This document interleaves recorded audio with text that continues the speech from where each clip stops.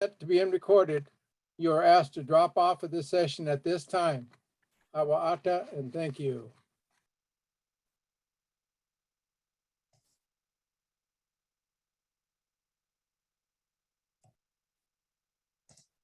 Okay, I see you can start the recording.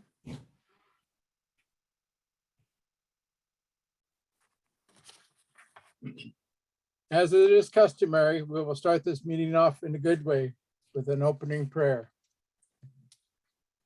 Creator, we come to you asking for your blessings and for your help as we gather for this Tribal Public Health Summit. Creator, help them that are listening as we speak so that our words can reach those that need to hear and to understand what we have to say, that it may help in a good way.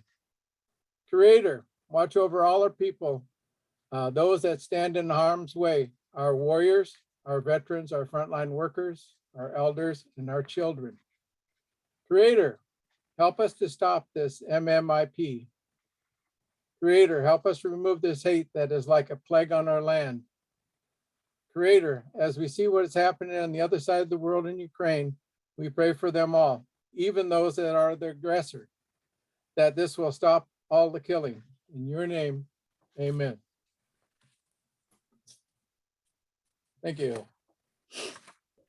During this session, we'll be speaking with Miss Elizabeth Fowler, Acting Director of the Indian Health Service, and other key leaderships from the agencies. We appreciate the engagement with Mrs. Fowler and her leadership team, and we're looking forward to discuss a host of issues that are important to our tribal nation.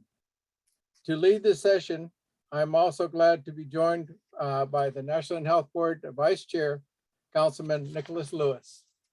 Nicholas, you got it. Thank you very much, Chief Smith, for starting us off with that and the prayer that you did for starting us off with the reminder of the bigger picture. Just thank you for your teachings and the wisdom and the knowledge that you bring to us. Haishka. As you mentioned, we do have many issues that are important. In addition to the ever-developing issues related to public health emergencies, there are a variety of other topics of discussion. Topics such as mandatory funding, telehealth, IHS tribal consultation policy, special diabetes program for Indians, and health IT modernization, among many others. As tribal leaders, we appreciate the time we have with IHS so that we can share our guidance and recommendations on a variety of issues. This is a dynamic time, and we want to ensure that every tribal leader perspective are heard, understood, and incorporated into the agency's work. In just a moment, we'll turn the floor over to Director Fowler to provide opening remarks and to introduce the IHS staff that are joining her for this session. After these opening remarks, Ms. Fowler's team will provide some brief updates and additional information. And after that, we will open the floor to comments and questions from our online audience. Like other listening sessions, we will follow tribal protocol and invite our elected tribal leaders to make comments, share recommendations, and ask questions first. Once the tribal leaders have had the chance to speak, we'll then open the floor up to other members of the audience. And now to provide us opening remarks, it is my pleasure to introduce Mrs. Fowler. Mrs. Elizabeth Fowler is the Acting Director for the Indian Health Service, and Mrs. Fowler is a member of the Comanche Nation and with descendancy from the Eastern Band of Cherokee Indians. Director Fowler, it is good and as always an honor to have a moment with you, whether it's on Zoom or in person. And thank you for making the time to be with us here for this important discussion and meeting. I'll now turn the floor over to you. Haishka. Good morning or good afternoon, everyone. Thank you, Chief Smith. Thank you, Chairman Lewis. We do appreciate the opportunity to have time for this federal listening session today. I want to say thank you to everyone who has joined us for your participation in this important session to provide your advisement. We would like to hear your input on behalf of your tribes and communities. I commend the National Indian Health Board for bringing together such a large, dynamic group of health advocates for this week's National Tribal Public Health Summit. The conversations and networking that will happen over the next few days are critical in improving the health and well-being of Native people throughout the country. I also want to say thank you to Chief Bill and Chairman Lewis or Vice Chairman Lewis for your moderation for today's session. And I want to say thank you to my senior leaders and office directors from IHS headquarters who are also going to participate today and provide updates and participate in discussion. I'm going to jump right into it. I do think it's important that we not forget that we are still battling COVID-19. Even though infections across the country are relatively low and hospitalizations are near the lowest levels they've been at any point since March 2020, it is tempting to think that the pandemic is over, but infections are rising again in many parts of the country, driven by a new and more transmissible subvariant of Omicron known as BA2. And while we do not expect BA2 will cause the kind of surge we saw last winter, we still must pay attention. Because while deaths are declining, hundreds are still dying from COVID-19 each day across the United States. And so we will continue to emphasize COVID-19 vaccinations to protect people from getting seriously ill, from being hospitalized, and even from dying. Dr. Christensen will provide some more information about COVID-19 in just a few minutes. So I'm going to stop there, but I think if you've heard me talk before, you know that I'm a strong advocate of COVID-19 vaccines. If you haven't gotten one yet, please do so. If you're not up to date with the boosters, if you're eligible for boosters, please stay up to date with your vaccinations to protect yourself, your family, and the community. I think I've spoken a few words before about the budget, but it doesn't hurt to remind everyone that our congressional justification, which includes the full details of the fiscal year 2023 President's budget for the Indian Health Service, is now available on our website. It details the first ever fully mandatory budget for the Indian Health Service. It describes the 10-year proposal that it culminates in a total of $36.7 billion in fiscal year 2032, and describes how automatic increases for pay cost inflation and population growth are included each year. It also describes the increases that are focused in particular in the first 5 years, starting in fiscal year 2024, to close some known gaps in funding for the Indian health system. I want to let you know that we do soon to announce the funding decision for the $3.5 billion that was appropriated to the IHS in the Infrastructure Investment and Jobs Act, at least for the first year, the first $700 million that is available for fiscal year 2022. You know that this historic legislation will improve access to clean water and sanitation systems for hundreds of thousands of American Indian and Alaska Native homes.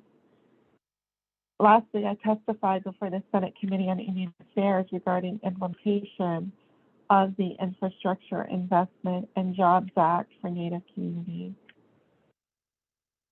And this coming Wednesday, in a couple of days, I'm going to testify before the Senate Interior Appropriations Subcommittee regarding the Indian Health Service fiscal year 2023 budget.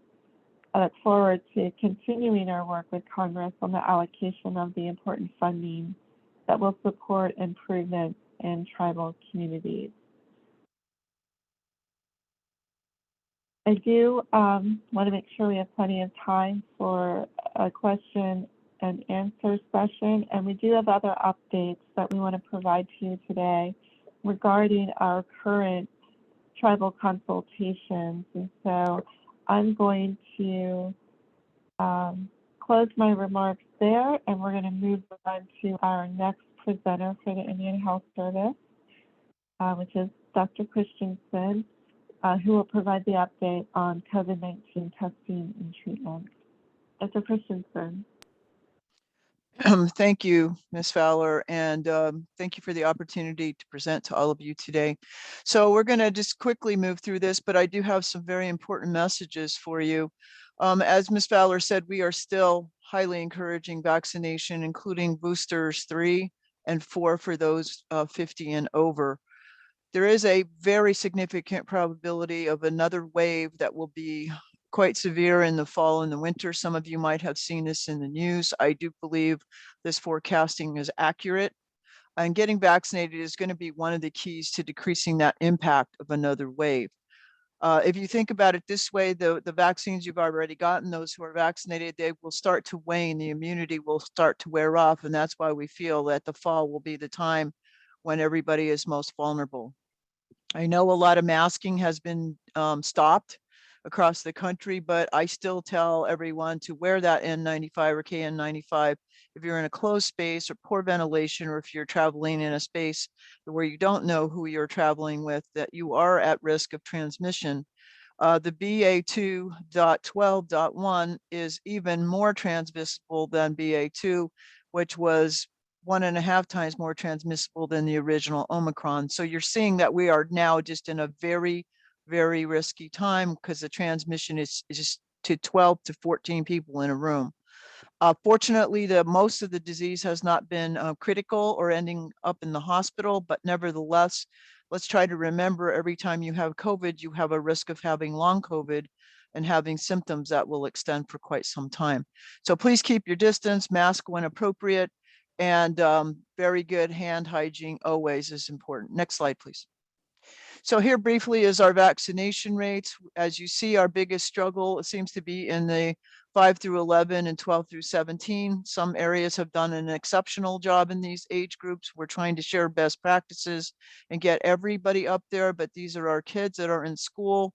They want them to play sports and do their activities. So we really all have to focus on getting those kids vaccinated. We've done a great job protecting our elders, and we continue to do so, but we want everybody to be as protected as possible. Next slide, please. So how do we detect? We still have to test. I know that testing changed over the last 2 months, and partially because we're using a lot of home kits, which is fine. That's perfectly acceptable way to screen. But right now we're at 4.34 million tests across the IHS jurisdiction, and we're hovering at about 11.3% of those have turned out positive. Our 7-day rolling average is about 6.4 this week. Many kits were sent out. We still have supplies, so if people need home testing kits, please work with our National Supply Center, and we'll get those out to you. I just wanted to star there 462,347 cases in our jurisdiction of 355 sites. And then if you add in other data from the states, then of course we all know how hard we've been impacted by COVID. Next slide, please. So what do we do? Well, we're still doing our monoclonal antibody therapy. We're not using it as much as we were. We hit a really good high during the wave and used it very well, very appropriately, and took care of quite a few people. We still have it available. At this time, we're using remdesivir, which is also used for inpatient treatment, and bebtelovimab, which is approved for outpatient treatment. And we have those available at our supply center for distribution. Evishield, to remind you, is a pre-exposure prevention. If you are immunocompromised or on immunosuppressive drugs, or if you've had a severe reaction to prior COVID-19 vaccines, you are eligible for the Evishield. Please talk to your primary care doctor. This will give 6 months of protection for these very vulnerable patients and population. And then lastly, we have 2 oral antivirals at this time, although I expect some more may be approved in the next 1 to 3 months. And I highlighted or bolded Paxlovid because that is what we're primarily using. We've kind of diminished our use of molnupiravir due to some of the side effects challenges. Paxlovid seems to be working better, and that's what we're using in our test to treat sites. Next slide. So test to treat, we did this for our facilities. We have 37 tribal, federal, and urban sites that are enrolled in test to treat. We encourage you to look at your tribal communities, and if you want to be included, please let us know. We will happily assist you and give you the support of what you need to get this going. We have protocols and policies. We have clinical guidelines ready to send to you. So we are following our antiviral medications. It hasn't been terribly high thus far, but we are having excellent tracking in the field. And also, if you live in border towns or urban sites, it's available at commercial pharmacies, federally qualified health centers, and then our federal and tribal healthcare sites. And that is a fact sheet from the test to treat if you wanted to read more about that. Next slide, please. And lastly, I do want to mention recovery because we all long for a time where we can recover from COVID. But I do want to tell you that long COVID syndrome is very, very real. The studies show that at least 30% may have long COVID. And I pointed out that number of 462,000 positives. That means at least 30% of them are at risk for symptoms of long COVID. So that is a lot of our population that's at risk.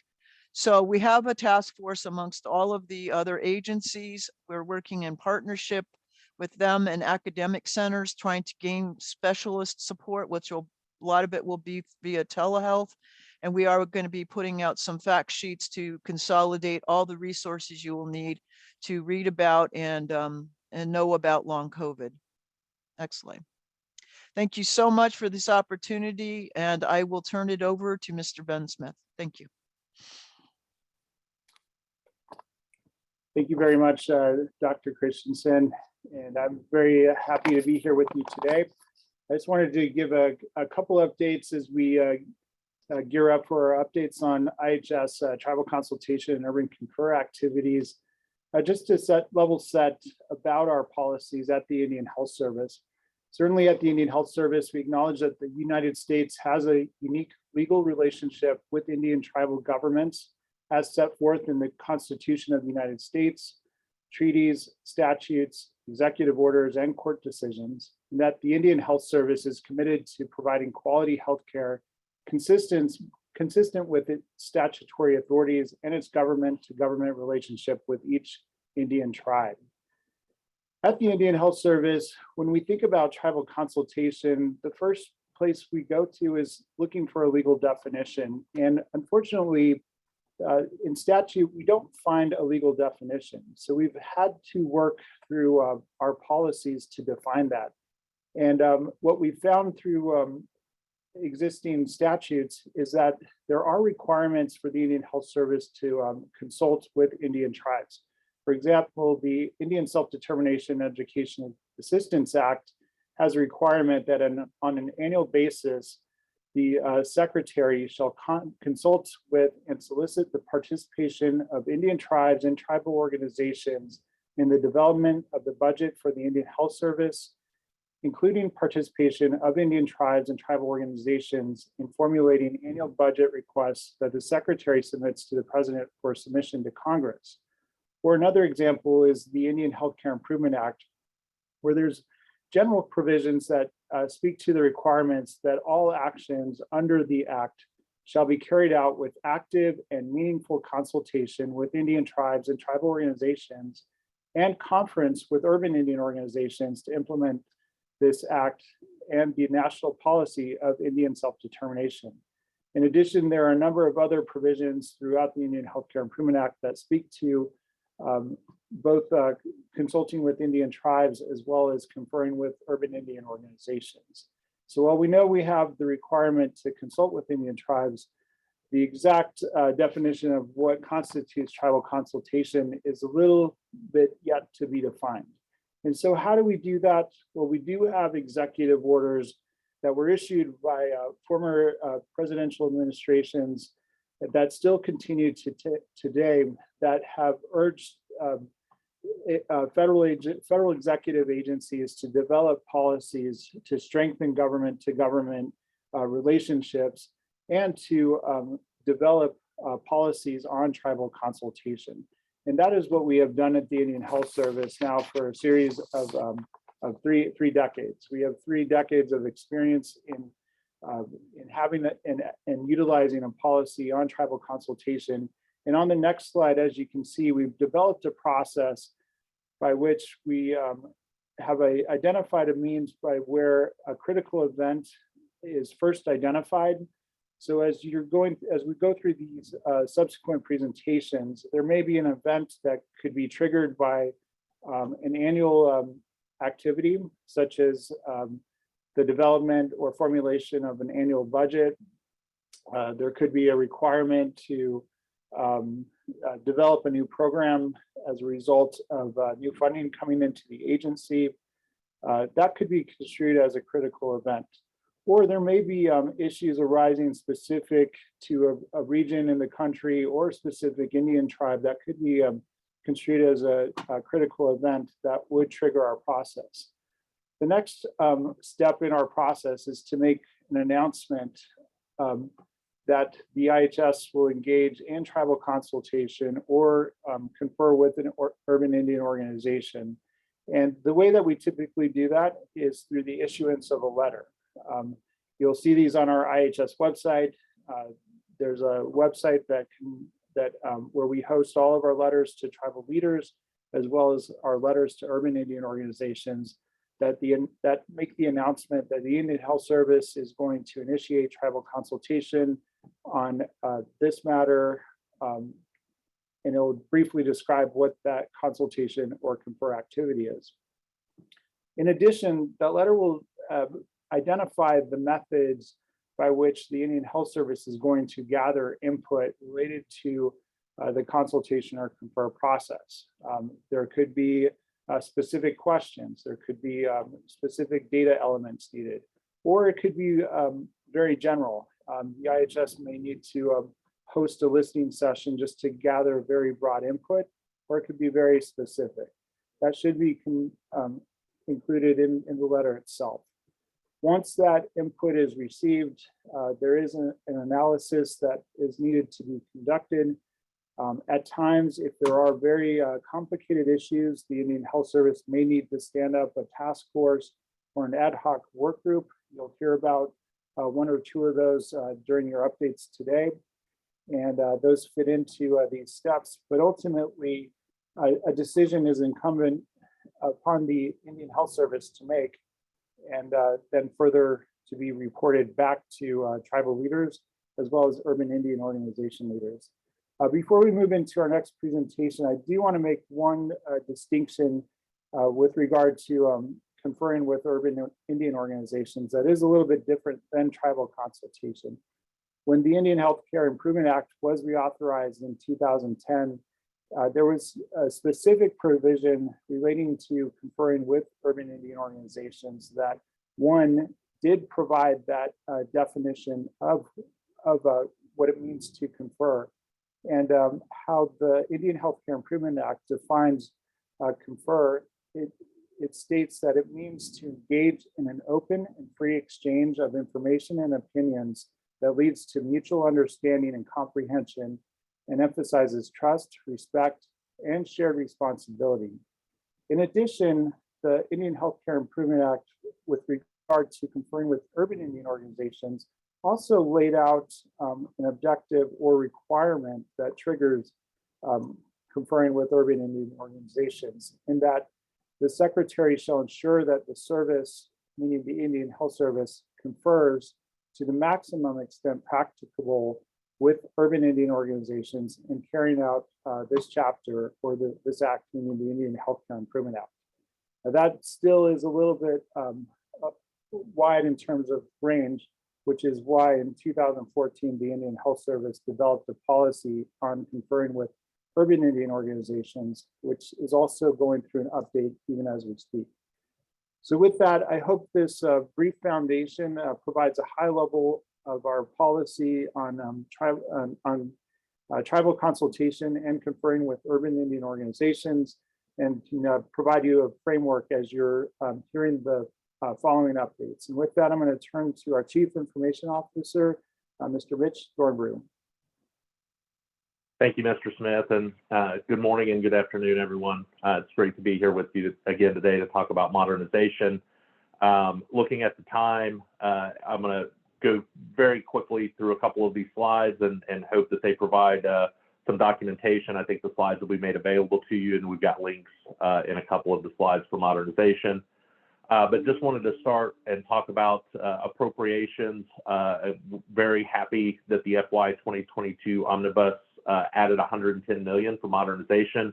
It's really exciting, bringing that total up to $144.5 million in recurring funds to move the project along. In addition to those reoccurring funds, we were also able to take advantage of one-time funding from the CARES Act and the American Rescue Plan Act. And also, we like to point out that we did distribute $141 million from the CARES Act and ARPA to the federal, tribal, and urban sites in FY 2021 to help support telehealth and technology needs at that local level. And then looking quickly at the program phases and milestones, we started with the research project, entered the planning phase, and are currently in the acquisition and system configuration phase, and on track for deployment at the conclusion of that acquisition and development phase. So I won't go through each of those milestones due to time, but we do have on the final sheet a link to all of the DTLLs that match up with those deliverables. Do want to emphasize the tribal consultation and urban confer that's happening this year around modernization. We held that first session in March, and I apologize, that was a February DTLL that went out. We held that first session in March. To make sure that we can talk about the program, the acquisition, and get good feedback and participation on our focus groups that we're setting up. So we had additional sessions, one which we just completed on May 3rd, and then we have another one coming up on August 2nd to talk about the data management strategy, and then again in November, another one on implementation and deployment planning. Next slide. So as part of that DTLL that went out in February, we're inviting everyone to participate in focus groups to help inform the program. We started with those first three: interoperability, data management, analytics, and the implementation group, based on the feedback that we had received to date, but we do recognize that these will mature and change over time to make sure that we can address those national level topics with all of our partners. We were put on notice a few weeks ago that we will have to delay some of the focus group discussions as we finalize the acquisition plan, but we are still inviting everyone to provide subject matter experts. Next slide, please. And so if you do have a subject matter expert or want to participate in these conversations, please provide that information to the IHS modernization@ihs.gov address, and we will get them looped into those conversations. And we will also start sending out materials when possible to those groups prior to us officially meeting, but there will be a slight delay as we conclude the acquisition plan.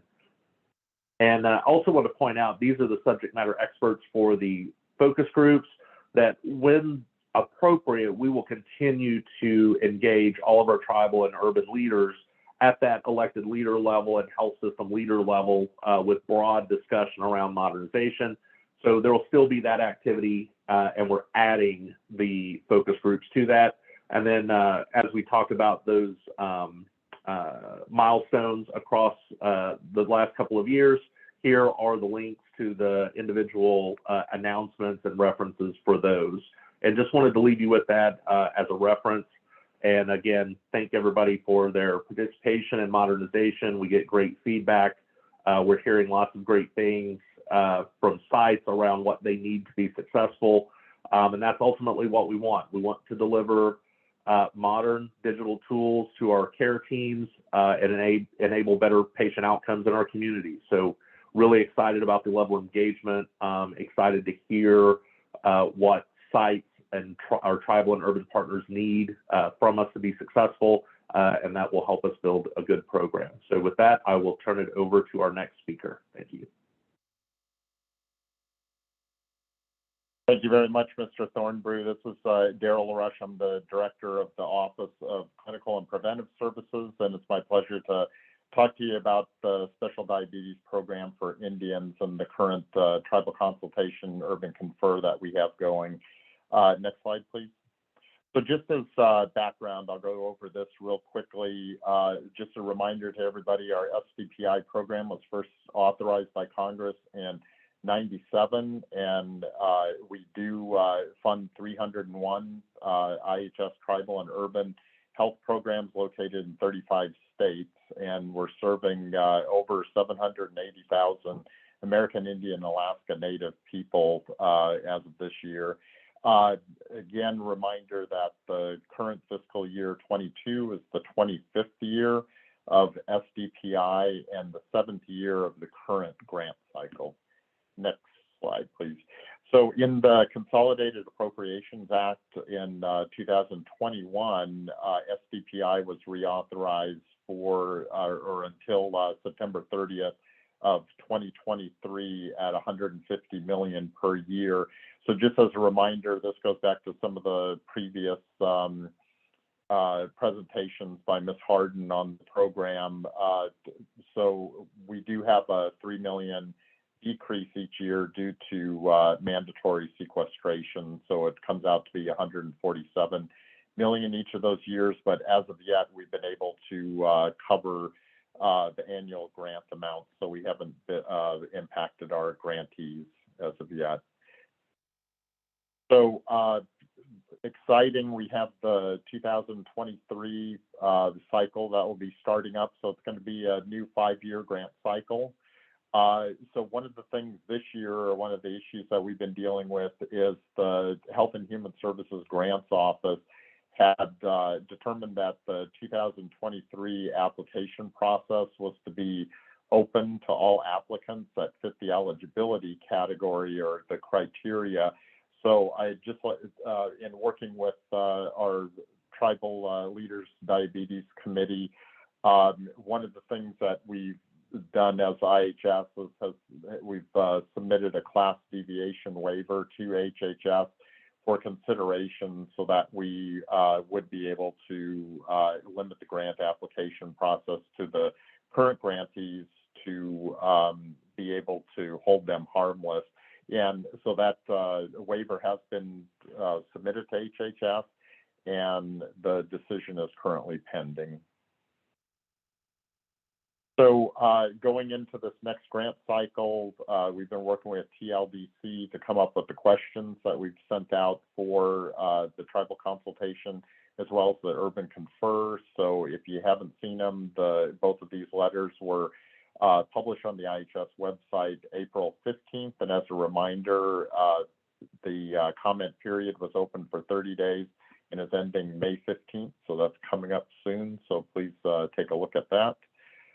This is just a summary of kind of what I said on one slide, and it's included in your slides for reference. Next slide.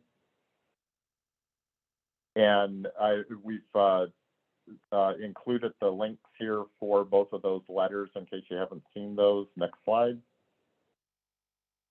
And the next steps here, as soon as we the comment period closes, we will be working to compile the comments received, and we do put those to review for TLDC, and based on the comments and the TLDC will formulate and vote on the recommendations to recommend to the IHS acting director for consideration.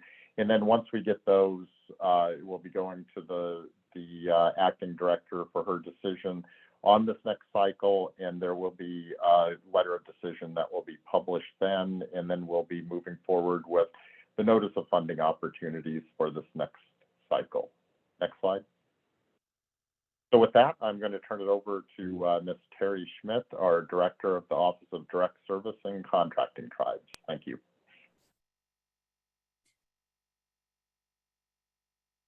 Good morning. Thank you for allowing me to be here to update you on the tribal consultation policy update. There was the Dear Tribal Leader letter with an update was published on Friday, and it is on the website. Our critical event, as Ben talked about, was on August 2018, we received a letter from the Tribal Self-Governance Advisory Committee and the Direct Service Tribes Advisory Committee recommending a joint tribal federal work group review and update of the 2006 IHS tribal consultation policy. And on January 2021, the Presidential Memorandum on Tribal Consultation and Strengthening Nation-to-Nation Relationships. And so on April 27th in 2021, we did provide form that group of a federal tribal work group to review the consultation policy. As I said, there is a Dear Tribal Leader update at this time. We hosted a virtual session on June 8th, and the comment period ended on June 15th of 2021. The Federal Tribal Work Group, Advisory Work Group on Tribal Consultation was formed, and we formed different groups to review and make recommendations on the tribal consultation policy. We are changing this from a circular to a policy. Each group has made their recommendations, and we will have our next meeting this afternoon from 3:30 to 5:30 p.m. And that's the end of my remarks, and I'll turn it over to our next speaker, Ms. Cindy Baldwin from the Office of Urban Indian Health Programs. Thank you, Ms. Schmidt. Good morning and good afternoon. My name is Cindy Baldwin. As Terry mentioned, I'm with the Office of Urban Indian Health Programs, and I serve as the project lead in the development of our 2022 through 26 strategic plan. And I want to thank you for this opportunity to provide a little bit of information and an update about where we are in developing this new 5-year plan. Next slide. So the IHS developed the Office of Urban Indian Health Program strategic plan for the period of 2017 through 21 pursuant to the Consolidated Appropriations Act of 2016. Right now, we are in the process of receiving input on the first draft of the new strategic plan. And to provide a little background in how we developed the strategic plan, the first step was the evaluation piece. On December 3rd, 2021, we initiated an urban confer to discuss and gather information around what are the priorities for our urban Indian organizations and our partners currently, and then moving into the next 5 years. Another part of that evaluation included urban Indian organizations, focus groups, and SWOT analysis. Incorporating this input we received, the first draft is available for your review and input. You can find the Dear Urban Indian and Tribal Leader letter with the strategic plan as an enclosure at www.ihs.gov/newsroom under Urban Leader or Tribal Leader letters. Next slide. So the next opportunity to provide input after this May 20th will be during an urban confer and tribal consultation that we're slating for June 2022. We definitely welcome your input and your comments. And if you want to submit some written comments, those can be sent by May 20th to either consultation@ihs.gov or urbanconfer@ihs.gov with the subject line OU-IHP Strategic Plan. Thank you, and this concludes my presentation. I'll turn it over to you to Mr. Smith. Yes, thank you very much. Yeah, our final update that we wanted to provide you with today, it relates to the draft operational plan for the Indian Health Service and Veterans Health Administration Memorandum of Understanding. As you can see on the next slide, last October, both federal agencies signed an updated Memorandum of Understanding. This has built upon, again, several decades of coordination and collaboration between the Indian Health Service and Department of Veterans Affairs, aimed at improving access, care coordination for American Indian and Alaska Native veterans. in this new iteration of the MOU, as you can see on this slide, it commits both of our agencies to improving our efforts around communication, collaboration, and certainly the tool and means by which to do this is utilizing tribal consultation and urban confer. And we really want to underscore this point as it's a valuable tool, and one of the pieces of input that we've received from both tribal leaders and urban Indian organization leaders is that they pointed out that this memorandum of understanding is between two federal agencies, and there are not tribal parties or urban Indian organization parties that have signed on to this document. So as federal agencies, we want to be sure and very clear that we do communicate that both of our federal agencies are committed to utilizing tribal consultation and urban confer in executing our working relationship and partnership under the Memorandum of Understanding. So let's move forward to the next slide.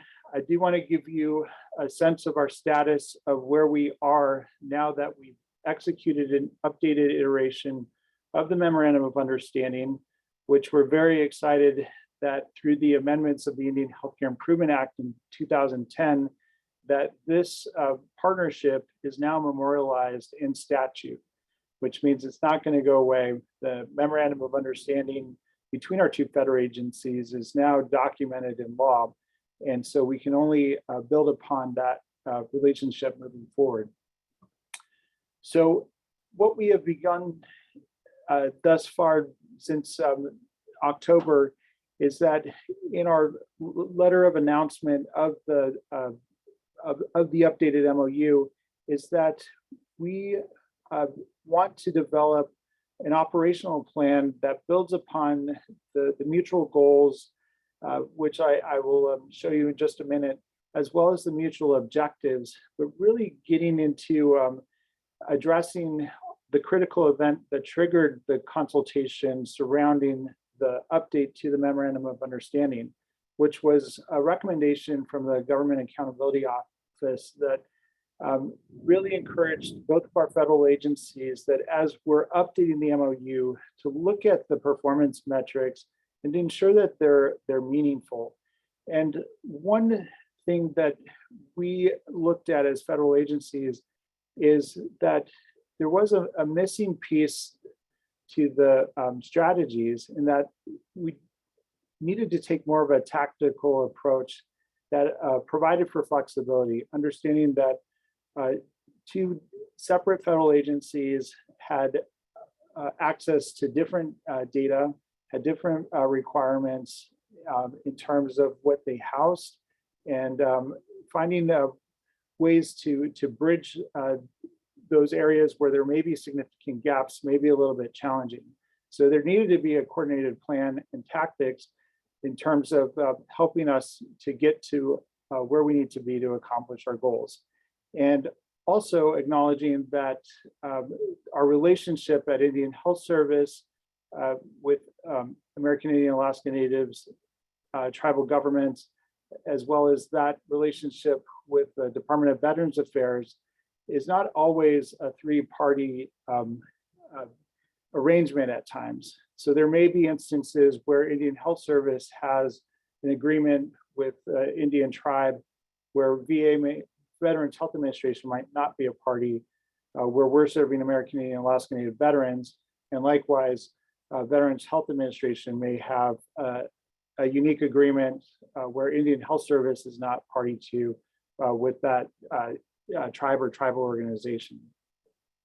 So where we've landed, I'm excited to share that we have completed our initial draft of an operational plan that is now routing through clearances in both of our federal agencies. This is going to be the first plan ever. And as we shared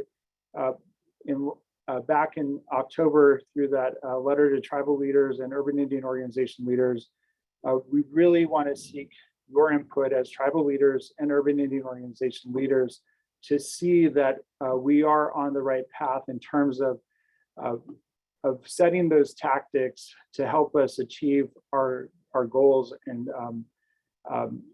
objectives that we've outlined in this memorandum of understanding. And I want to move to the next slide so that we can see, just as a reminder of where these lie. So as a reminder, the four mutual goals fall under access, patients, information technology, and resource sharing. And for time, I don't want to cover all of these right now, but on the next slide, I do want to give you a sense of some of the objectives that fall within each of these. So under access, strengthening our MOU performance monitoring, patients, you can see the categories here in terms of our mutual objectives that are outlined there, and so forth.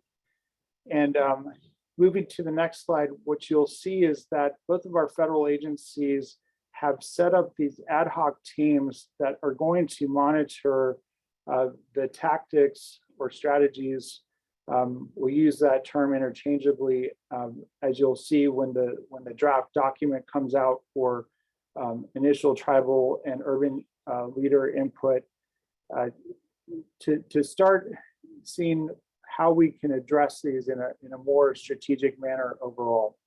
This is going to be an annual activity. We understand that priorities can change, technology can change, but we do need your input, and we want this to be a living document so that our federal agencies can be as successful as possible under this partnership and collaboration, under our memorandum of understanding, but more so to have a meaningful impact in the lives of American Indian and Alaska Native veterans who have served not only their country, but American Indian and Alaska Native communities across the country.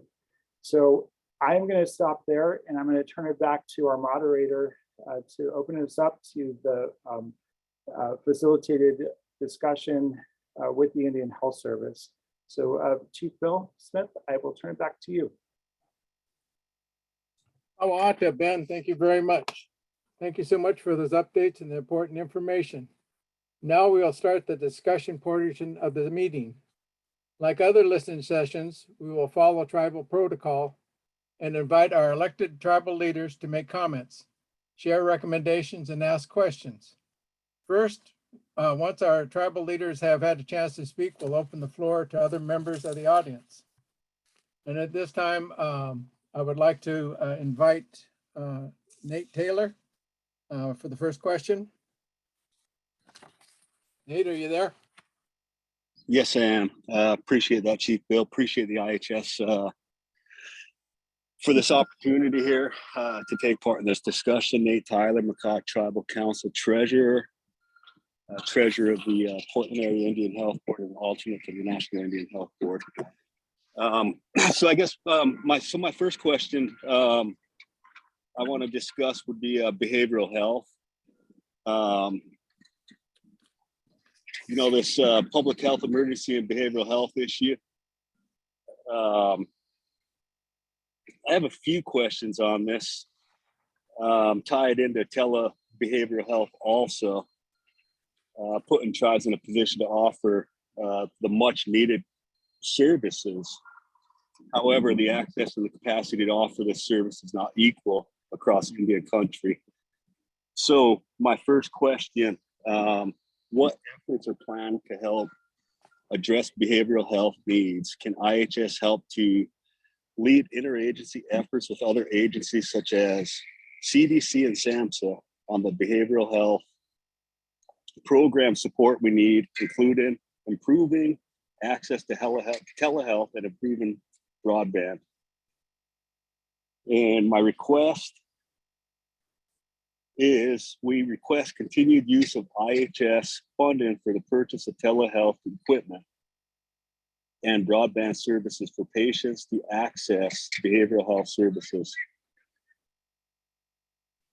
In addition to services related to the impacts of COVID-19, we need wraparound support services and programming for vulnerable populations that promotes wellness and healing for families. We request that IHS work with SAMHSA, HHS, and HUD to work in partnership with tribes to develop strategies and funding sources to address housing shortages for people in recovery and their families. Family support is critical to the recovery of our people. We ask the agency to increase access to residential youth transitional systems.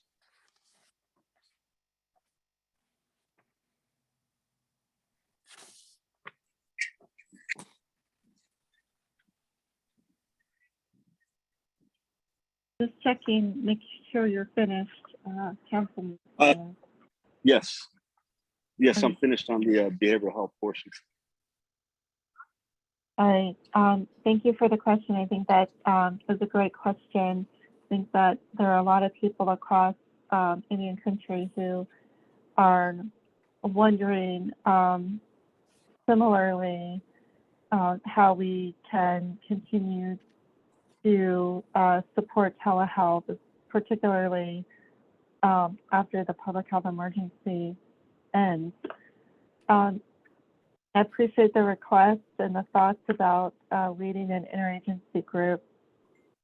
There's actually already a group that's been established that IHS has been participating on, and I know that you know this, that broadband is not a primary function or responsibility of the Indian Health Service, and so we do need to work with others when it comes to that work to expand broadband access. I think that I'm going to ask Mr. Thornbrew and Dr. Christensen to say a little bit about your request about telehealth equipment needs, and Dr. Christensen about the needs to work with SAMHSA and others regarding the services that are provided through telehealth. Let's start with Mr. Thornbrew. Thank you, Ms. Fowler. So we continue to work with other federal agencies looking at funding opportunities and advocating for the need to shrink the digital divide that is apparent in our tribal communities and our reservations and our rural areas that we operate in. We don't provide direct funding for those other than the services we provide under the existing PFSAs. So under that model, we don't have direct or funding to provide direct to patient funding for their circuits, but we hear your request and we'll continue to advocate for some of those agencies that can provide that funding, such as NTIA and others. Regarding the equipment, we continue to look at those equipment requests when money becomes available. And we'll continue to look for opportunities to support the infrastructure and technology needs out in the field for telehealth. And then we also continue to have conversations around supporting, as Ms. Fowler mentioned, supporting the broad array of discussions around federal agencies to continue the support for telehealth payments and the ability to provide access to our patients via telehealth. Ms. Fowler, was there anything else you wanted me to touch on? No. Thank you. Thank you. Mr. Christensen. Yes, thanks, Ms. Fowler, and thank you for the question. You know, it is extremely important and as a priority to us to look at behavioral mental health resources across the country, and certainly we're painfully aware that we don't have enough facilities for people to be sent to or to get the treatment that they need. I mean, this is going to be quite a challenge, but we are working with SAMHSA, have a good relationship with them. We're also looking to work. I was speaking to the Office of Science and Technology at the White House and also brought this up. How do we get more care out to rural areas with the technology that can be used to do that? Because we know we probably can't staff in all of our areas, our very rural areas, but we can provide access. We can provide care taken to those communities, hopefully using some of the new science and technology that they're working on. So I made that a very big point to them, is that one way we need to get services out is through really opening up the broadband, using new technology to get a connectivity out there so that we can do more work using that science to benefit our patients. So I'm really putting out a lot of collaborative projects with other agencies with the focus on improving and enhancing access to care. Behavioral health, I feel, is a crisis, and it is a huge priority for the IHS that we find ways to provide that care. Got some ideas that we'll be working on. We'll certainly be sharing those with you moving forward. But we're trying to look at how do we get care without having to send our children and our population so far away from home as well. And it would be great if we had all the facilities that we need, but we all know that takes time. But in the meantime, we have to keep doing something. So we're looking for other ways to do that, more mobile health, more rural health opportunities, and more connectivity through science and technology. So message loud and clear. It is also our priority, and we will continue to work very hard at this, using all the assets that we can to make this happen. So thanks again for that great point. Thank you. Thank you, Tyler. Okay, Chief Bill, Yes. my, you got my, more? my second issue, yeah, I had a second issue that I was going to bring up and address is health IT. Can I Uh-huh. do that right now? Yes, please. So I guess my question is geared towards Mitch, and especially after seeing all the issues the VA's been dealing with their rollout, the problems that they are facing. So tribal health IT modernization efforts are critical to improving the overall health outcomes for American Indians and Alaska Natives. Currently, tribes are 5 to 10 years ahead of IHS in updating our health IT systems. Many tribes, at their own expense, have or are moving away from the outdated RPMS to more efficient interoperable systems. This alone is a violation of the trust responsibility. Tribes must be on a level playing field with IHS for this major expense. 79% of the health facilities in the IHS and tribal health system are tribally operated. Given this fact, tribal leadership is vitally important in guiding and providing oversight to the operation of any health IT modernization project. While we appreciate the announcement of upcoming tribal consultations, more robust tribal engagement is needed.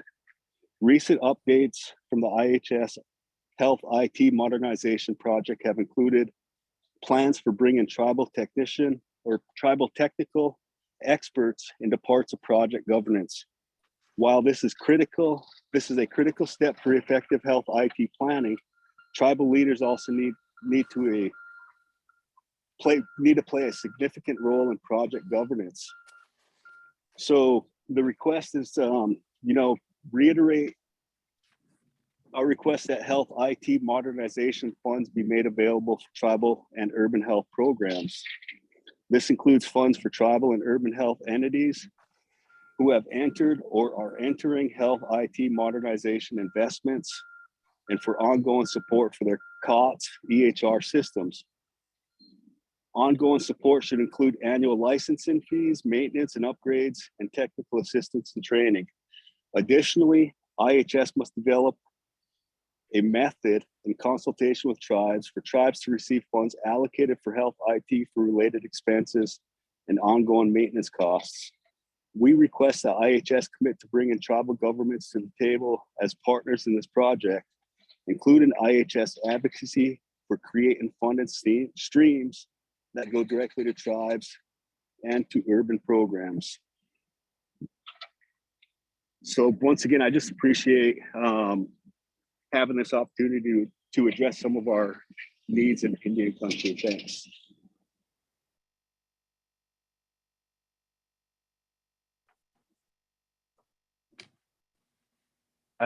Thank you, Mr. Tyler. Appreciate those comments and appreciate the continued support and engagement that we have with folks across the country to make sure that we use this opportunity that we have to improve technology across the board for everyone, for tribes that have modernized in advance of the changes that IHS is going through, but also for the tribes that are direct service site or the IHS sites that are modernizing as well.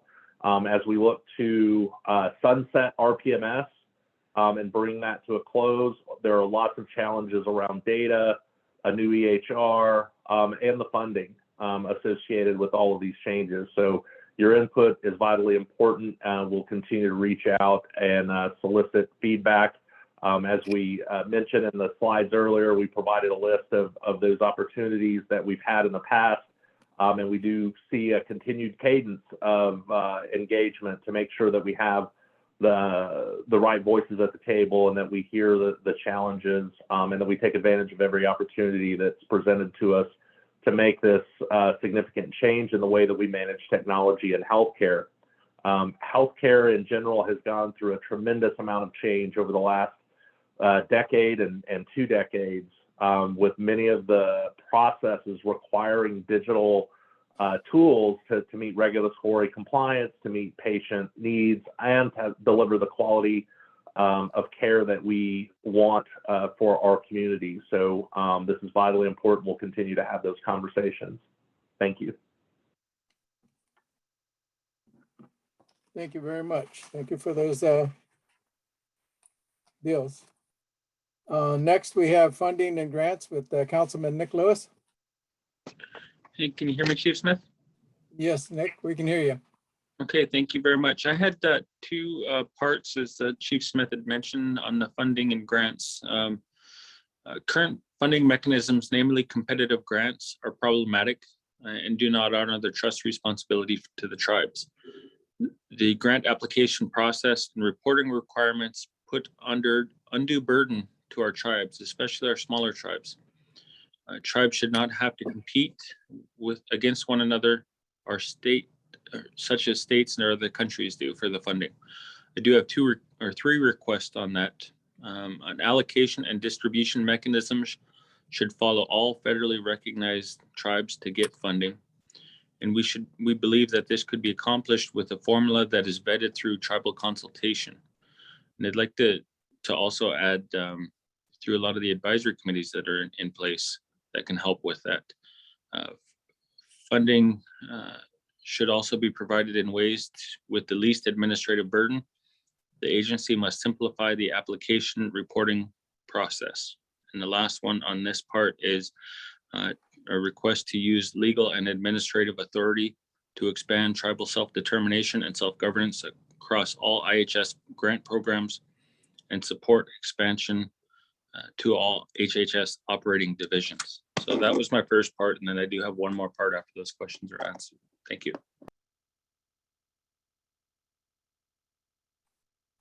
Thank you, Councilman Lewis. This is something that we've been hearing about for quite some time now. And I will say that we continue to have some discussions within Indian Health Service about the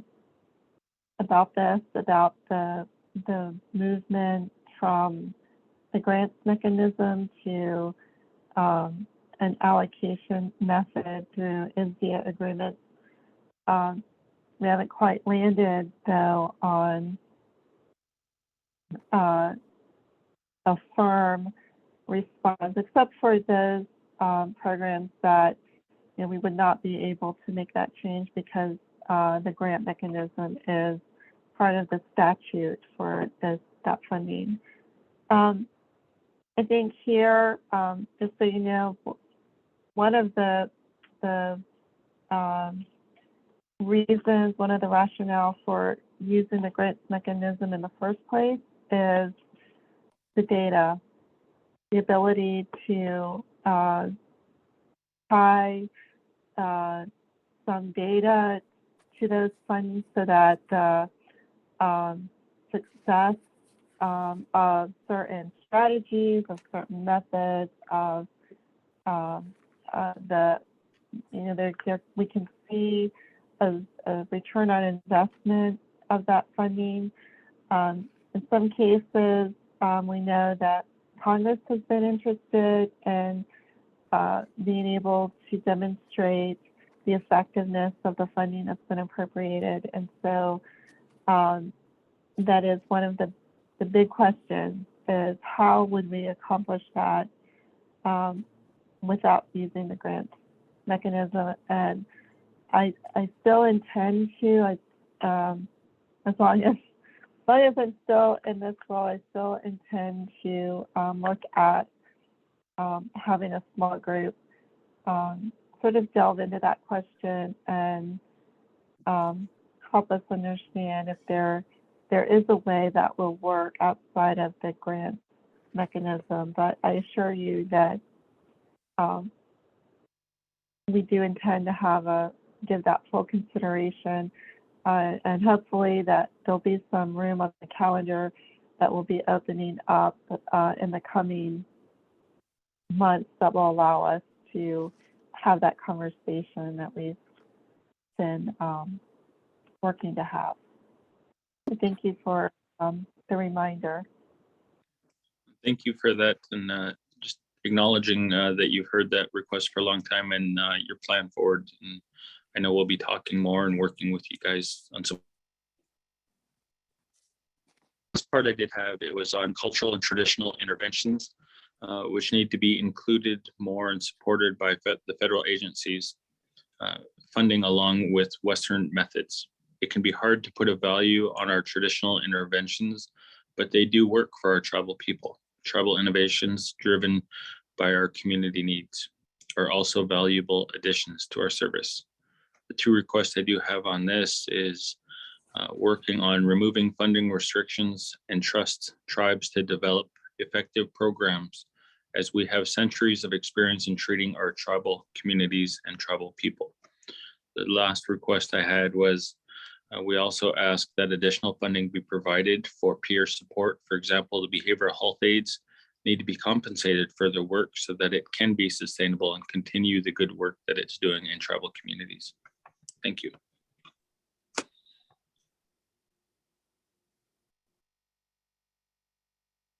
Thank you. I'm not sure if Dr. Christensen has any thoughts about this. I'll just say that, IHS has long supported the incorporation of traditional medicine and making sure that patients know that that's accessible and available to them should they choose to want to access that. And so I guess I'm not aware of the restrictions that you're referring to, but we'll look into that and see what might be there that we need to address.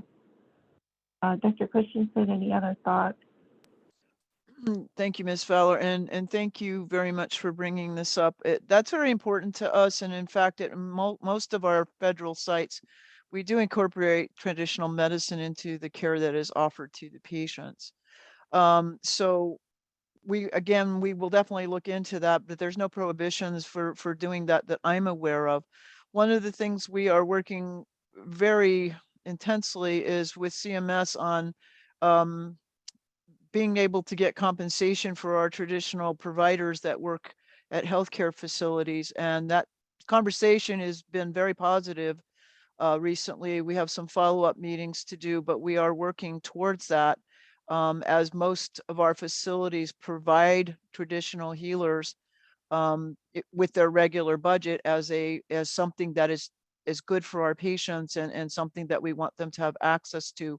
So there's not a specific funding for us either at the federal sites. We use our general care budgets to provide this. So if we could get some funding from CMS, if they would approve it, that would enhance possibly what we're able to offer. And then that would then, I think, be very beneficial to our patient population in accessing traditional medicine care that is consistent with each tribal community of what people need and what they desire. So it's important to us, and we're happy to look into it further, but we're very supportive of that being part of what we do every day. Thank you.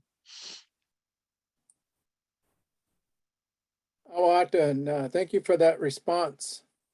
And now I'd like to invite Andrew Joseph Badger on the president's budget request. Can you hear me? Yes, we can, brother. Okay. Hello, good morning. Badger's my name. I'm the chairman of the Colville Confederate Tribes Business Council.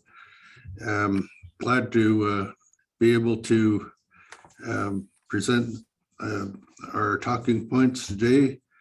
Despite our efforts to achieve advanced appropriations in FY 2022, we are excited about the President's FY 2023 budget request to convert IHS budget to a mandatory appropriation and grow it to 36.7 billion over 10 years. The President's request is truly historic, and we appreciate the budget request. We understand that the FY 2023 request is an initial step in the process to convert to a mandatory appropriation, and hope that the administration will continue to work with tribes excuse me, to refine the proposal. On this note, it's important to share some of our preliminary observations about the FY 2023 request, and we have some questions about the budget proposal. We commend the administration for funding 309 million for inflation, population growth, and pay act increases. This will help to maintain current services, also including 102 million for staffing new facilities is appreciated by those tribes with new facilities. We do, however, have concern with the lack of general program increases in the hospitals and clinics account relative to the substantial amounts that have been requested for a number of the new specialty initiatives, new centers, and grants that will be created in this budget. We acknowledge that there are general increases for some of the budget accounts like the HN, HC, and PRC, and the prevention accounts. However, some of the funding comes with strings attached. For example, the PRC increases redirects 25 million to fund the AZ statewide CHISDA. Our question, can IHS explain why there were no more increases provided to the accounts for recurring tribal shares? How will the significant funding for a new specialty initiative and the centers be administered? The next question, will this funding go out as grants? Will it ever be converted to become recurring tribal shares, or will it become permanent HQ funding to be administered by IHS /HQ? We also have questions about the structure of the CSC 105L leases and this SDPI to now be included as part of the overall mandatory amounts for IHS when they are currently outside the appropriation. For example, CSC and 105L funding are indefinite discretionary accounts, and the SDPI is already a mandatory program. They are structured this way to not compete with resources that can be directed to health services, including as the 2023 budget proposes would result in their competition for health service resources. We also noticed the elimination of Medicare, Medicaid, and private insurance collections.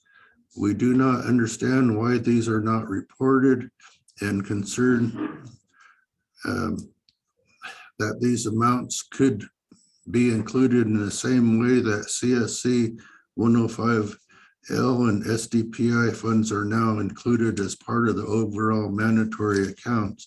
The questions: can you confirm if this is the case or not, or if the intent of the proposal is to include them in future years? The IHS congressional justification explains that this 2023 budget becomes the baseline for a 10-year budget. It cannot be changed unless Congress changes it, and even that will be very difficult to do. Future budget increases for IHS will be indexed to this baseline that provide an inflation component based on the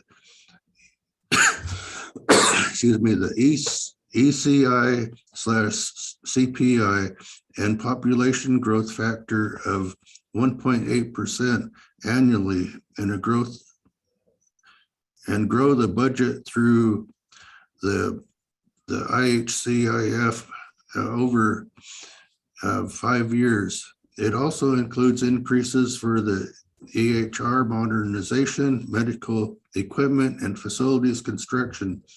Because this is the first year of a 10-year budget, it has to be set up right at the beginning. Generally, many tribes may not understand how this proposal will work, or may not agree with how it is proposed, or once they understand how it will work, may not be in support of it. A request: we believe that this budget proposal needs additional work.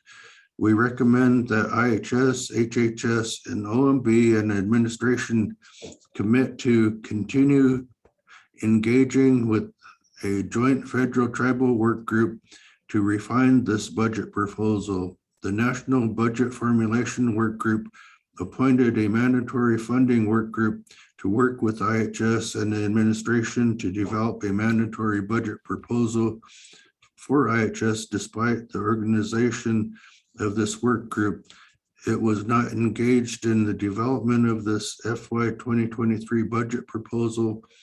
This process must also be tribally driven and approved.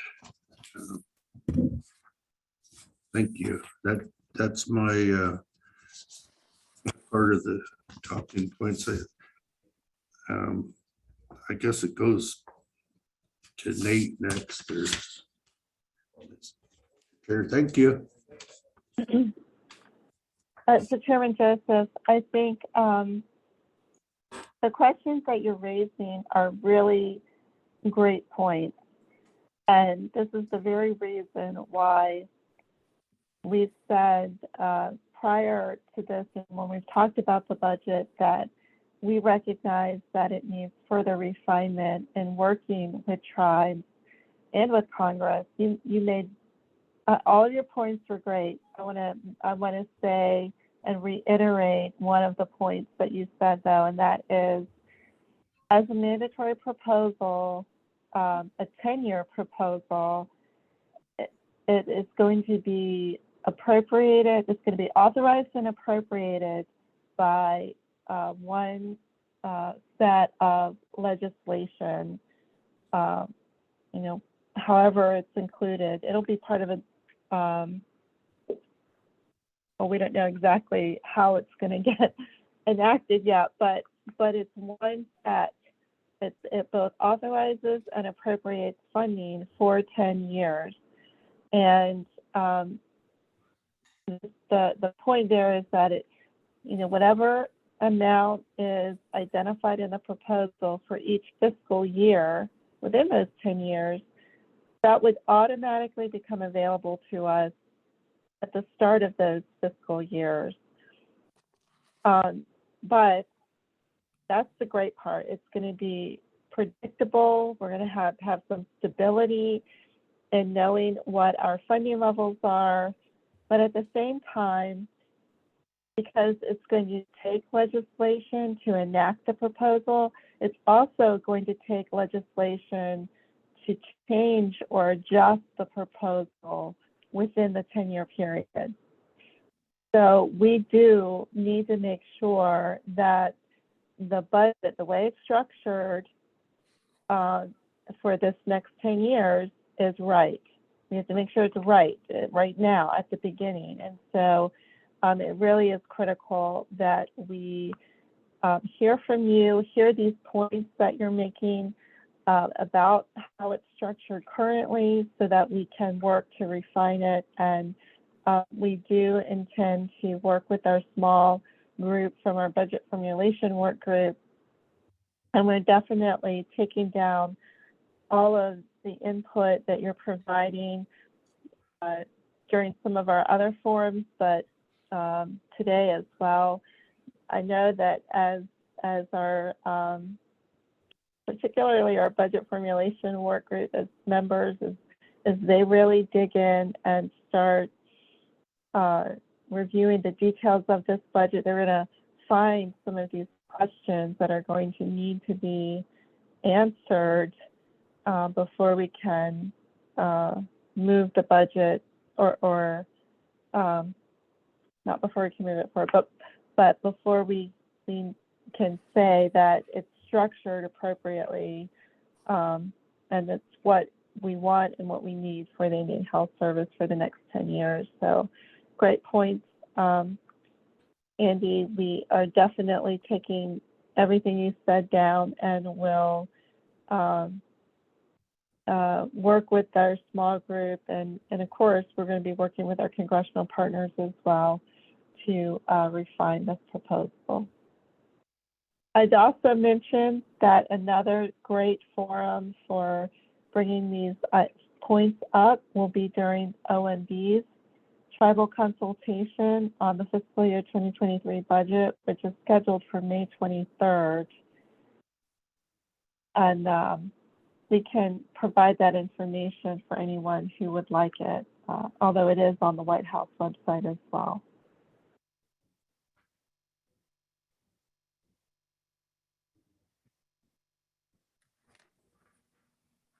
Is that all, Elizabeth?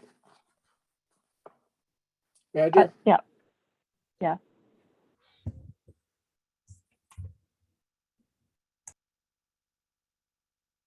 Okay, if that is on, we can move on to the next one. And of course, that's going to be the VA and the Indian Health Service MOU. And as a Vietnam veteran, Alaska Native, and a veteran, it's kind of important for me to be looking at this because the Department of Veteran Affairs and the Indian Health Service recently announced that they had signed a new MOU, Memorandum of Understanding, on October 1, 2021. We applaud this step and hope it will lead to a better care coordinations between the two agencies. We want to make sure that the MOU is operating smoothly and that it will lead to a higher quality of care for American Indians and Alaska Native veterans. National Indian Health Board has asked the implement of quantitative metrics to measure its progress so the two agencies can easily be held accountable. And I have actually 3 questions and 1 request for you. What are the next steps in implementing the MOU? Because when I look at the VHA and Indian Health Service MOU Executive Committee, all I see is to be announced. Everything is to be announced except for the operational team. And there's 1, 2, 3, 4, 5, 6, 7, 8 looks like subcommittees. And the next question is, when will Indian Health Service be able to update us on the progress? And the other question, especially for Ben, is there plans to include a tribal representative on this committee? And our request is, we requested that the tribal representative be allowed to participate in any draft and negotiations on the PRC's amendments that are currently in progress. And, you know, the MOU is one thing, but the biggest part inside the MOU is also the reimbursement agreements. And when I look at this executive committee, it's all to be announced. So we're just trying to figure out when the next update and when we can move these committees along, and can we have a Native veteran or a Native representative in the committee? Thank you. Awata. Yeah, thank you, Chief Smith. great question. So again, the memorandum of understanding itself is really the document that establishes the relationship between the two federal agencies. It's not a binding agreement. It does not create a commitment to exchange dollar resources. What it does is it memorializes our commitment between federal agencies to work together. So in terms of its actual implementation, that collaboration is in effect right now. There are a lot of activities that are currently underway. And what I mean by that is, our engagement as federal agencies and working together to do some of the activities that you just mentioned, whether it's assisting our colleagues at the Veterans Health Administration in exploring some of the new statutory authorities that they have related to reimbursement agreements. In fact, they have initiated urban confer on a number of activities related to entering into reimbursement agreements with urban Indian organizations, for example. They've held a series of listening sessions.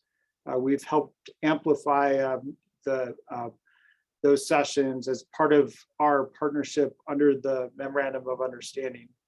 In addition, VA is getting ready to implement a provision of the Mission Act that allows them to set up a pilot program for GME and residency programs that do have an impact on the Indian health system. We've assisted them in helping to amplify their messaging around a listening session that they held recently. And in fact, tomorrow, they're going to officially engage in tribal consultation on this pilot program that could potentially have a huge impact on our system. It's been a number of years since the enactment of the Mission Act, but we are assisting them. That, under the umbrella of the MOU, is an example of how our federal agencies are able to coordinate and build upon our communication efforts to help amplify communications to tribal leaders and urban Indian organization leaders. The individual activities that may result in a separate agreement, such as the reimbursement agreement that's in play, it is just that. It is a separate agreement. We know that we've worked with the Veterans Health Administration to enter and develop a reimbursement agreement for direct healthcare service as authorized by the Indian Healthcare Improvement Act. We know that that agreement for our IHS facilities has a similar agreement for tribal health programs, and that VA is now working to develop another agreement unique for urban Indian organizations. And we're excited that the authority has now broadened beyond direct healthcare services to include purchase referred care and transportation. So we are looking forward to working with them as they work to update all of those agreements.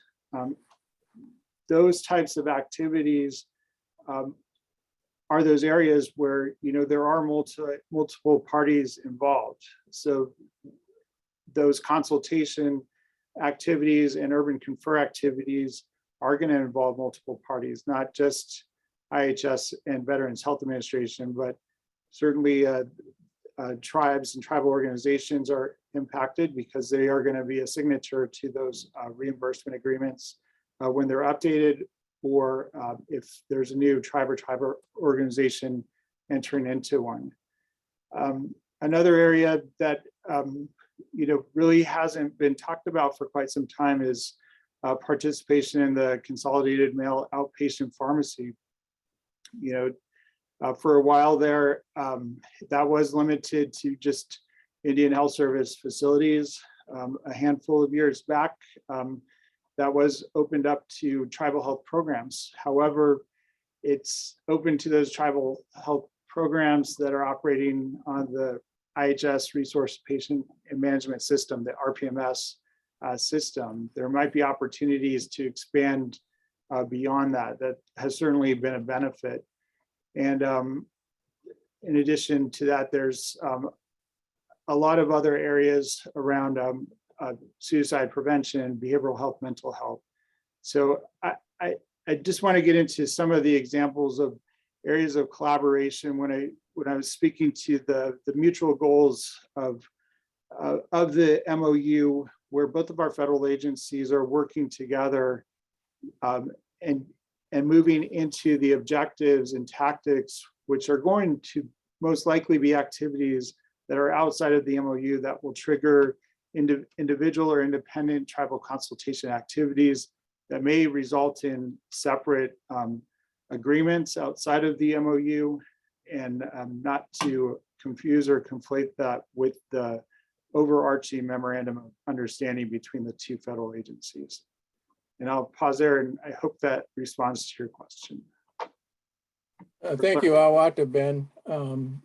As you know, I'm a Vietnam vet, and I participate in the MOUs and in the reimbursement agreements in Alaska to make our Indian Health Service money go a little bit farther, for the VA to be paying their share of the deals, the pharmacy and for my medical. And we know in Alaska, it has opened up an opportunity for the veterans, and it doesn't have to be American Indian, Alaska Native veteran. Any veteran can be served over 200 different hospitals in Alaska. And you know how big Alaska is, and there's a reason for that, because if not, you got to fly somebody into Anchorage, or you can bring them a little bit closer to Palmer, Wasilla area, which is only 50 miles closer. But if a veteran can be treated closer to home, the VA and the Indian Health Service both benefits.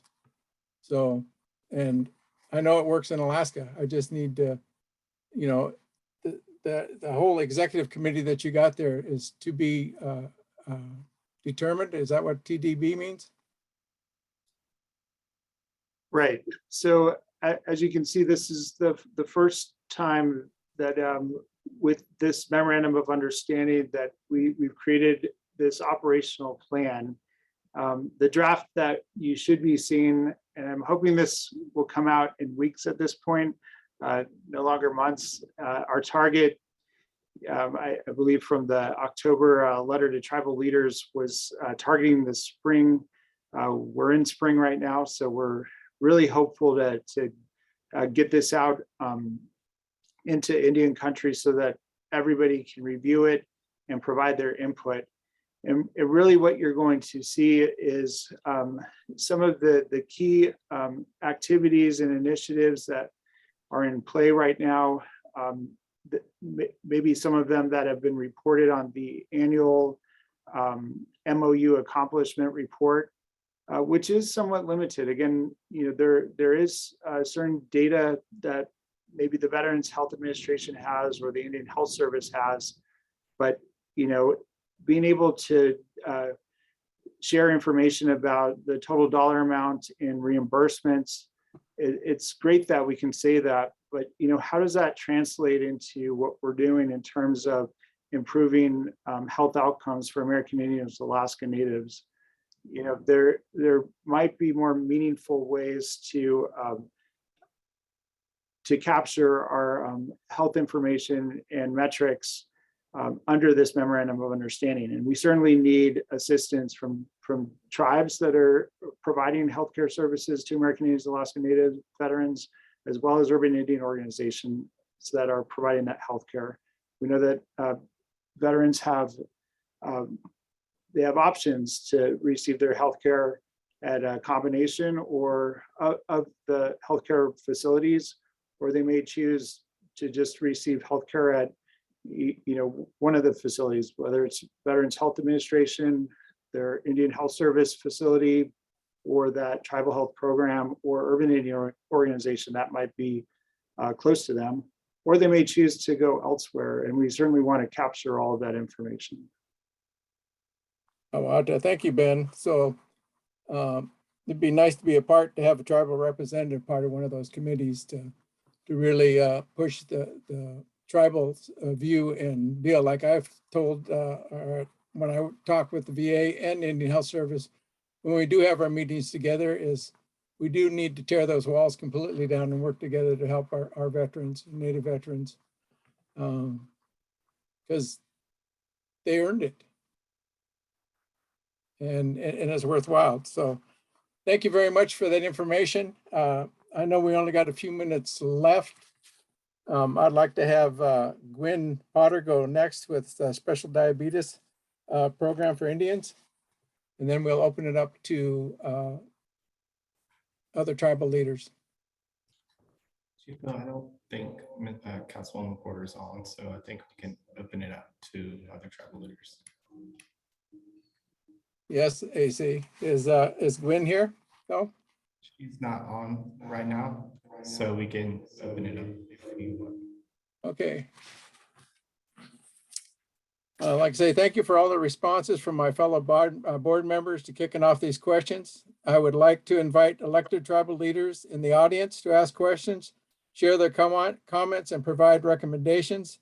If you'd like to speak, please put your name in the chat box and the National Health Board staff will unmute you so you can ask your question directly to the speakers. We ask that you please start by sharing your name, your title, your tribe. Once you are unmuted, you can also invite you to turn on your camera if you would like, so that we can see you as you ask your questions. And at this time, do we have any questions? Chief, we have one hand raised. Diana? Go ahead, Diana.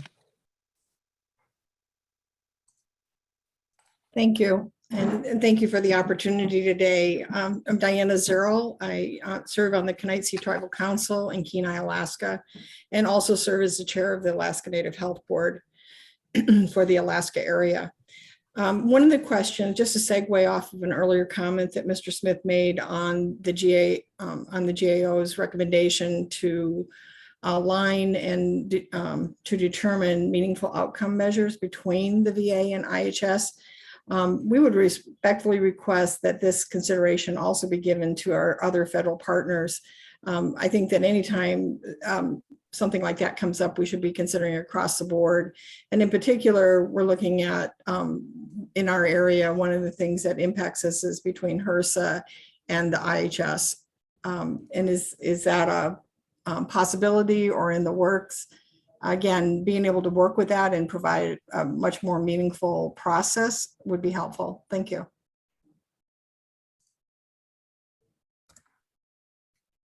Thank you very much for the comment, Diana Zerl, and very good to see you here today. And look forward to seeing you later today on our IHS Directors Work Group on Tribal Consultation. I think that is an excellent recommendation. And in fact, it's one that comes up quite frequently in the HHS Secretary's Tribal Advisory Committee meeting. With regard to HRSA and IHS, what I can share with you is that we have been able to meet with our HRSA colleagues to discuss options with them. I think to the extent when there's specific recommendations or areas where we can improve and have that conversation together, that's going to assist us to make that become a reality. I know Alaska's been very helpful in this area. Certainly along the lines with the Alaska Native Tribal Compact Alaska Tribal Health Compact self-governance negotiations that are ongoing right now. But certainly thank you for that comment, and we'll certainly explore that further. And thank you, and look forward to seeing you later on this afternoon as well. Thank you, Diana. Zachary, I see your hand up, and then Ron, Alan. Hey there, my name is Zach. I'm out at Jefferson University in Philadelphia. I'll be giving a talk with my colleagues on Thursday about data sovereignty and data representation as we move forward. I'm particularly interested in the implementation strategy as we move away from RPMS and into the modern EHR data framework. what platform are we planning on implementing, and kind of what are the decision points in that recommendation? Thank you very much for the comment and question. I'll turn briefly to our Chief Information Officer, Mitch Thornbrew. I think he covered a little bit of that in his overview if you were able to join him today. But Mitch, do you want to fill that? Sure. Thank you for the question. As we've talked about in our program updates, we are approaching the industry with an fair and open competition. So we don't know which vendor that we will select. However, to respond to your question, we do view data as the center of the model and the EHR as kind of the perishable component outside of that. And that recognizes that our tribal partners or urban partners have already modernized and have electronic health record systems in place. And so we're building a system that allows for interoperability for anyone that's using an ONC certified product, which almost everyone is in the industry today. So just briefly touching on that, I hope that helps clarify that. Thank you.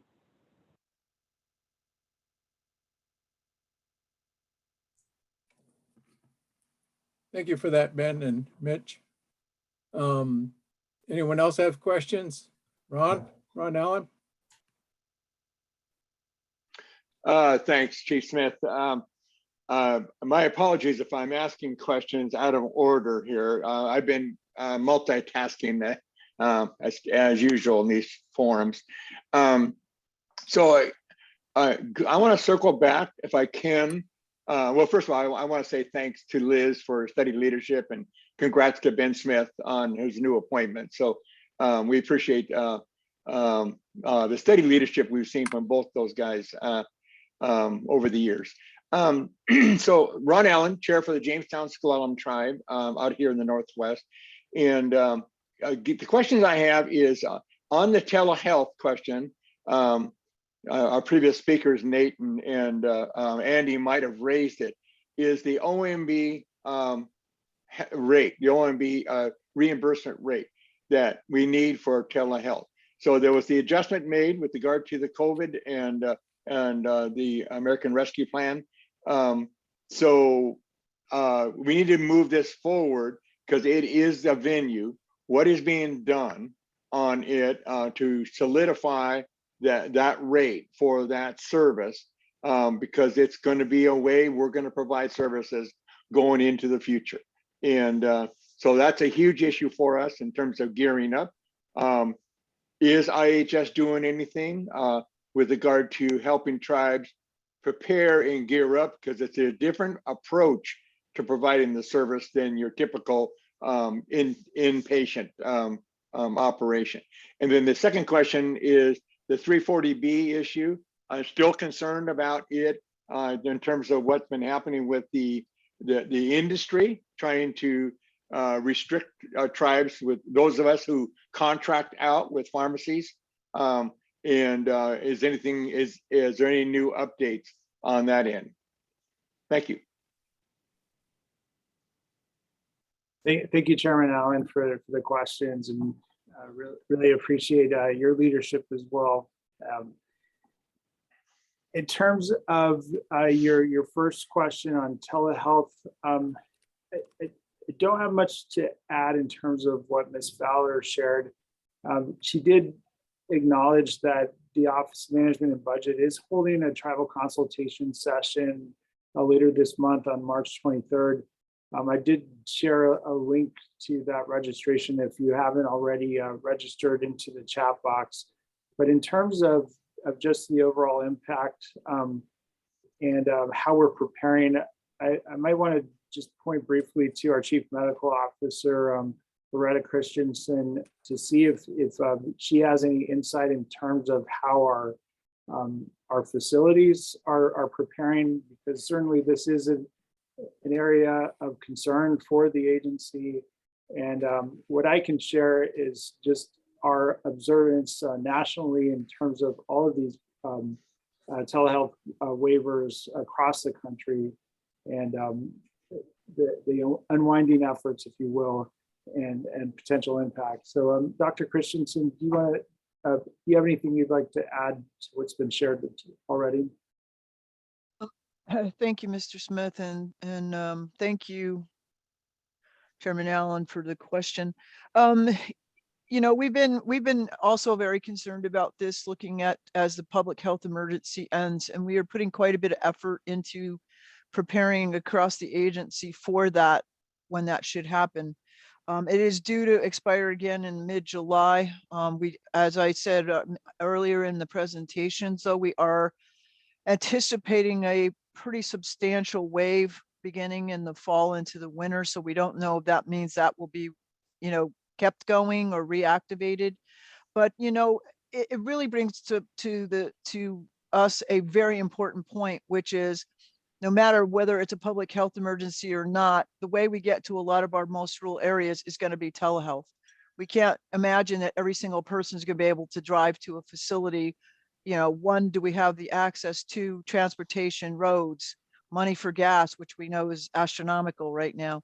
And so I'm really looking at ways to enhance technology and science to get more to the rural areas, and what can we use to provide that care closer to people's homes, if you will. We do advocate, and we have been very verbal and forceful of saying that we really think that a lot of these PHE waivers have been extremely helpful for us. We showed that we used it very well across Indian country during COVID, and that we would like to see that sustained. Whether that has any impact on the decision yet, I don't know, but we will keep advocating for that because I think it's vitally important those services are reimbursed in a way that's impactful and meaningful. So I think more to come on that, sir, but it's certainly we're with you. I know this is what we're going to need to move forward to be able to reach as many of our population as possible, is to have that as part of the work that we do. Even in regard to how do we deal with our EMS out in the field, how can we get them better connectivity and enhance what they do for us in the field, because we know we have limited resources there as well. So we will keep working on that, sir, but thank you for bringing that up. Okay, can I add just quickly, this COVID-19 and its variants, it doesn't seem to be going away.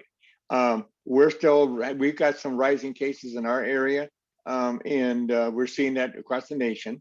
And just to underscore the argument in favor of telehealth and the reimbursement rate and that technology, which is a 21st century technology, our elders they get nervous about leaving their homes and don't want to come in and sit in our lobby waiting for their appointment, worried about COVID. And not all of them, but many of them. And so we just want to make sure that we're in the real world. That is our doctors, our nurse practitioners, they know how to provide the service to the individual through telehealth. And so that's how it's not just elders, but it's predominantly elders. So I just want to point that out. Thank you.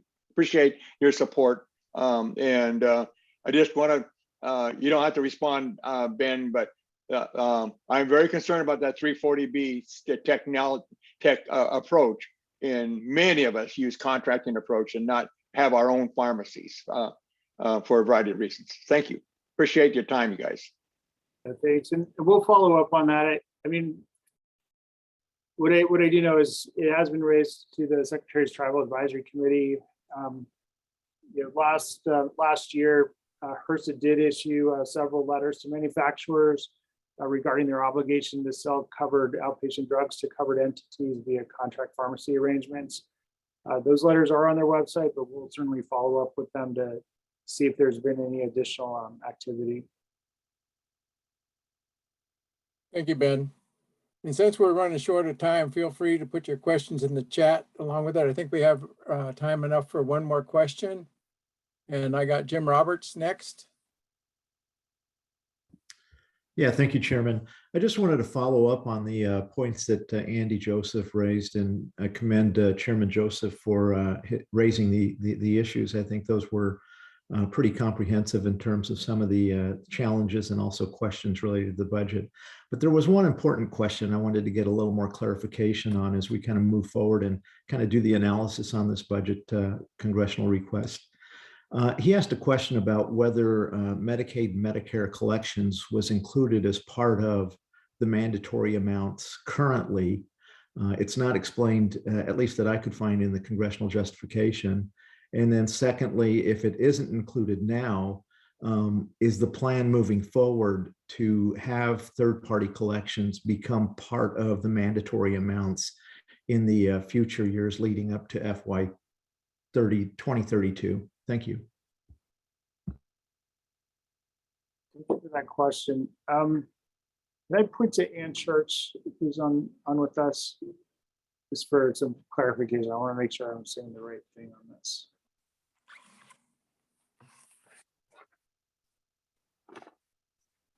Thank you, Ben. All right, we have come to the end of our time, and I want to thank all the speakers very much for joining us. And to all who have shared your thoughts, comments, and questions during this suggestion. I know Elizabeth Fowler has had to step off. Ben, do you have any closing comments to share? Just on behalf of the Indian Health Service, we really appreciate your time today. Your input is very important to the Indian Health Service. It really helps us to have that understanding of the issues as they play out today, as well as recommendations. You know that the environment's ever changing. Things can change even minute by minute. So your input is super important to us. And just know that you can email any of us, as well as send your input via email to consultation@ihs.gov or confer@ihs.gov at any point in time. We're always open to your input and recommendations. But thank you so much for joining us today at this Indian Health Service listening session. And thank you, National Indian Health Board, for your leadership. We really appreciate you for opening up this space for us to hold this listening session today. Thank you. Oh, thank you, Ben, and thank Ms. Elizabeth Fowler. We appreciate you being with us today. We will follow up with you and your team on issues discussed today. We know that having this time is important, and it is also critically important that we track the progress of these recommendations. We trust that the agents will help to support our recommendations, and tribal leaders across the Indian country will work to make sure lawmakers also know what our priorities are. We do have several other events coming up. Tomorrow we'll have a listening session with the Center of Disease Control and Prevention beginning at 1 p.m. Eastern Time. We'll also have a National Tribal Behavioral Health listening session with SAMHSA and Indian Health Service Division of Behavioral Health that begins at 3 p.m. Eastern Time. We hope that you all join us for those sessions. Lately, please remember to stop by the exhibit hall and marketplace to see the great offers and connect with the vendors. Awa'ata, and thank you again to our speakers, the audience members. Please take a few seconds at the end of the session to fill out the evaluation. You will find the link that says, please fill out the session evaluation under the session's description on the sessions page in the online conference agenda. This feedback is critical for the work that National Health Board does and helps us improve our listening and consultation sessions in the future. On behalf of the entire National Health Board, I wish you a good week and hope that you enjoy the rest of the conference. And Awa'ata, and thank you all for being here and for your input. Y'all have a good day.